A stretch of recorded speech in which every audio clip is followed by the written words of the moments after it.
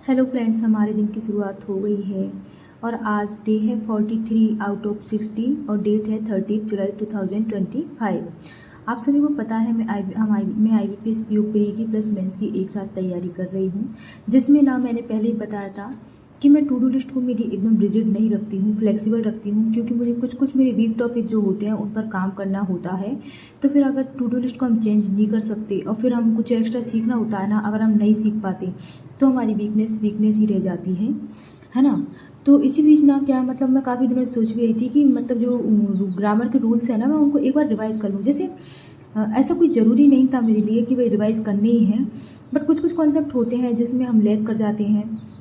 क्योंकि देखो, ग्रामर को लेकर मेरा ऐसा है कि ग्रामर ना 100% मेरे साथ ऐसा है कि मेरे तो कॉन्सेप्ट क्लिक नहीं होते हैं मुझे एट दैट टाइम, बिल्कुल भी क्लिक मतलब ऐसा नहीं होता है मुझे कि हाँ एग्जैक्ट इसमें जो कॉन्सेप्ट लग रहा था ना वो एकदम क्लिक नहीं होता। लेकिन एरर को डेडिकेटेड जो क्वेश्चन आते हैं ना, वो 5 क्वेश्चन आते हैं प्रीलिम्स में, है ना। लेकिन ना मेंस में क्या होता है, रीडिंग बेस्ड क्वेश्चन आते हैं, बट ना ऐसा होता है कि मतलब कुछ कुछ फ्रेज रिप्लेसमेंट होते हैं या बहुत सारे कॉन्सेप्ट ऐसे होते हैं जिनमें ना, और जो कॉलम बेस्ड क्वेश्चन आते हैं ना जिनमें एक से दूसरे को मैच करना होता है हमें, वो वहाँ पे कभी कभी हमें ना ग्रामर काम कर जाती है। और जो सेंटेंस इंप्रूवमेंट आ जाता है तो उसमें भी ग्रामर काम कर जाती है। इसलिए मैं सोचती हूँ कि भले ही जो एरर वाली क्वेश्चन है ना, एरर वाले क्वेश्चन में से 5 चाहे मुझे क्लिक ना हो, अगर 5 में से 3 भी हो जाए कोई दिक्कत नहीं है, बट जो अदर जो फिर और क्वेश्चन आते हैं ना उनमें फिर हम ग्रामर लगा पाते हैं ना, तो उसमें क्या होता है, वो रीडिंग का जो टाइम होता है ना वो रिड्यूस हो जाता है। और ये चीज़ मैं बता रही हूँ किस बेसिस पर। आप जैसे कि इंग्लिश की टीचर है वरुण चित्रा सर, मुझे तब पता चला कि रीडिंग नहीं, रीडिंग में भी टाइम बचाया जा सकता है कुछ कुछ जगह पर, जहाँ पे ना ग्रामर का कॉन्सेप्ट लगाकर हम डायरेक्ट।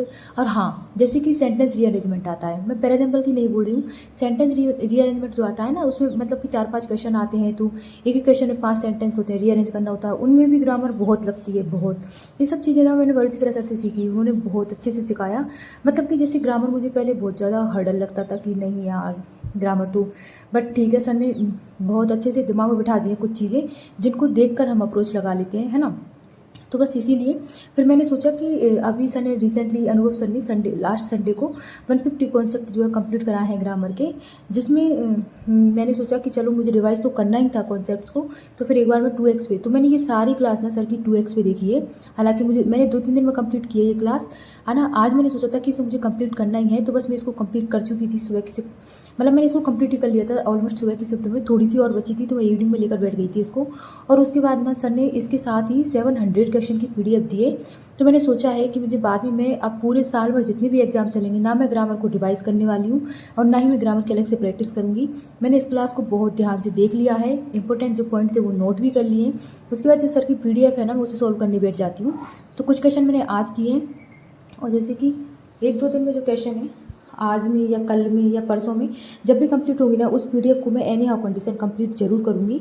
और जो चीज़ें मेरे साथ के साथ चल रही हैं ना वो चलती रहेंगी। मैं इसीलिए बोलती हूँ कि टू डू लिस्ट को रिजिड नहीं बनाना है, फ्लेक्सिबल रखना है उसे, क्योंकि मतलब कि देखो वही बात है ना कि अब मुझे ये कॉन्सेप्ट मुझे करना था। अगर मेरी टू डू लिस्ट बिल्कुल ही रिजिड होती कि मुझे उसे चेंज करना ही नहीं है, तो फिर मैं ये एक्स्ट्रा चीज़ें हैं ना उनको ऐड नहीं कर पाती। और मेरे दिमाग में था कि मुझे ये कंप्लीट करना है, तो फिर अगर मैं जैसे तैसे वीडियो कंप्लीट कर लेती तो मैं वापस से फिर टू डू लिस्ट पर आ जाती और फिर मेरी PDF की प्रैक्टिस छूट जाती। इसलिए हमें ना दिन भर में ये पता होना चाहिए कि हम पढ़ रहे हैं, और जो पढ़ रहे हैं ना वर्थ है ना, उसका मतलब निकल रहा है बस। अगर वो वर्थ है तो आप सही पढ़ रहे हो। अब जैसे चाहे फिर उस दिन आपको कुछ एक्स्ट्रा पढ़ना है तो आप या तो एक आध सब्जेक्ट मेंस की प्रैक्टिस छोड़ सकते हो, या फिर मॉक टेस्ट छोड़ दो, मतलब या फिर आप क्वांट की प्रैक्टिस छोड़ दो, कुछ भी एक टॉपिक तो आपको स्किप करना ही पड़ेगा कुछ एक नया सीखने के लिए, है ना। बस यही। बाकी टू डू लिस्ट तो आपको पता ही है मैं क्या फॉलो कर रही हूँ, और एग्ज़ाम आ ही गया है तो अब स्पेशली अब हमें ना प्रीलिम्स की तैयारी करनी होगी। मतलब ठीक है, अभी 2-5 दिन तो मैं फिर भी मेरी एक्स्ट्रा जो चीज़ें हैं उनको कंप्लीट करूँगी मैं, और क्वांट में तो अभी मैं 4-5 टॉपिक और बच रहे हैं तो उनको मेंस लेवल तक प्रैक्टिस करूँगी। उसके बाद ना प्रीलिम्स में एग्जैक्ट जैसे ही 10 दिन बचेंगे, मैं एग्जैक्ट प्रीलिम्स की तैयारी करूँगी, जिसमें मैं प्रीलिम्स की टेस्ट लगाऊंगी, प्रीलिम्स की प्रैक्टिस करूँगी और प्रीलिम्स की सेक्शनल टेस्ट लगाऊंगी। तो जो भी पढ़ूंगी मैं डेली आपको अपडेट कर दूँगी।